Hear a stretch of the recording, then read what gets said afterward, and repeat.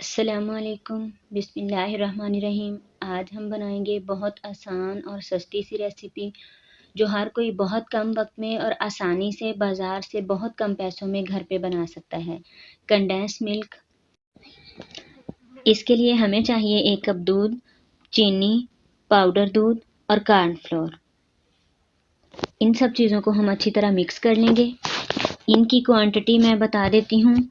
ایک کپ جو ہے وہ دودھ، 2 ٹیبل سپون پاؤڈر دودھ، کارن فلور جو ہے وہ ½ ٹی سپون ہے اور چینی 4 ٹیبل سپون۔ ان سب چیزوں کو اچھی طرح مکس کر لیں گے۔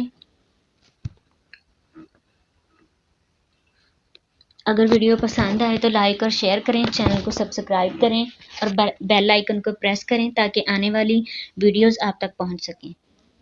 اب ان سب چیزوں کو ساس پین میں ڈال دیں گے اور اس کو چولہے پہ رکھ دیں گے۔ آنچ درمیانی رکھیں گے۔ اس کو مسلسل ہلاتے رہیں گے جب تک یہ گاڑھا نہیں ہو جاتا۔ 10 منٹ میں یہ بالکل تیار ہو جائے گا۔ اس کی تھکنیس چیک کر سکتے ہیں آپ۔ یہ آپ دیکھ سکتے ہیں جتنی تھکنیس ہمیں چاہیے یہ اتنا ہو چکا ہے۔ اب چولہا بند کر دیں گے اور اس کو برتن میں نکال لیں گے۔